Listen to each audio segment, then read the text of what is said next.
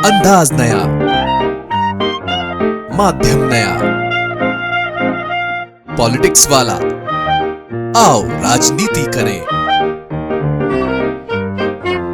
ज्ञानेश कुमार देश के नए मुख्य चुनाव आयुक्त होंगे। वे 19 फरवरी को 26वें मुख्य चुनाव आयुक्त पद की शपथ लेंगे। प्रधानमंत्री नरेंद्र मोदी की अध्यक्षता वाली 3 सदस्यीय चयन समिति ने सोमवार शाम को ज्ञानेश कुमार के नाम की सिफारिश की, जिस पर राष्ट्रपति द्रौपदी मुर्मू ने मोहर लगाई। हालांकि कांग्रेस को न सिर्फ उनके नाम पर ऐतराज है, बल्कि उनकी नियुक्ति पर भी सवाल उठाए हैं। इसके पीछे की क्या है वजह, देखिए। मुख्य निर्वाचन आयुक्त की नियुक्ति के लिए 3 सदस्यीय समिति की बैठक हुई थी। इसमें प्रधानमंत्री नरेंद्र मोदी, केंद्रीय गृह मंत्री अमित शाह और लोकसभा में नेता प्रतिपक्ष राहुल गांधी थे। कांग्रेस प्रवक्ता के मिश्रा ने सोशल मीडिया पर लिखा, क्या नए मुख्य चुनाव आयुक्त श्री ज्ञानेश कुमार की नियुक्ति राष्ट्र के लोकतांत्रिक मूल्यों की संवैधानिक विश्वसनीयता की कसौटी पर खरी साबित होगी। उन्होंने लिखा, सीईसी के नाम का चयन करने वाली समिति से मान्य परंपराओं से तर देश की शीर्ष अदालत के माननीय मुख्य न्यायाधीश को बाहर करने के नेपथ्य में केंद्र सरकार की कौन सी ईमानदार मंशा छुपी हुई है। के मिश्रा आगे लिखते हैं, जब चयन समिति में सिर्फ देश के प्रधानमंत्री, गृह मंत्री और लोकसभा में नेता प्रतिपक्ष ही शामिल हैं, तो बहुमत के आधार पर निर्णय क्या और कैसा होगा कोई भी अंधा, बहरा और गूंगा भी समझ सकता है। कांग्रेस ने आरोप लगाया है कि नियुक्ति समिति के संविधान को लेकर सुनवाई सुप्रीम कोर्ट में 19 फरवरी को होना था, तो सोमवार को सीईसी के चयन के लिए बैठक क्यों बुलाई गई। सर्वोच्च न्यायालय में ये प्रकरण की जो चयन समिति है उसका गठन को लेकर चुनौती दी गई।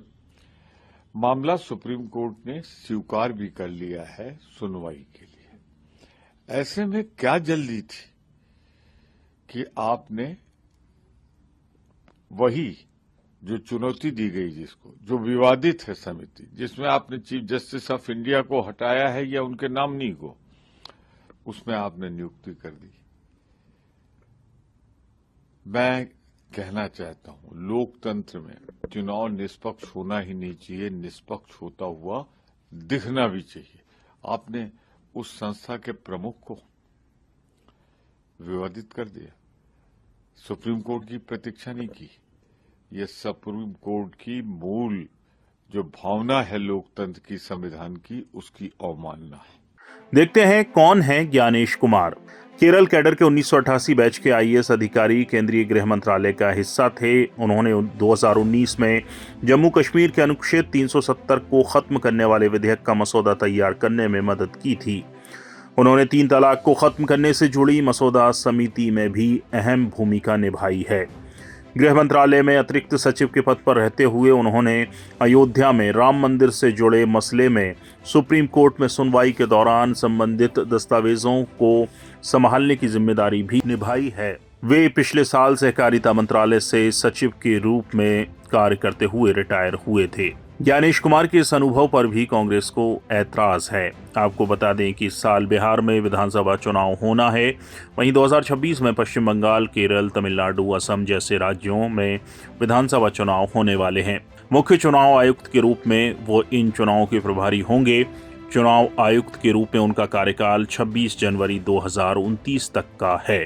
ब्यूरो रिपोर्ट, पॉलिटिक्स वाला।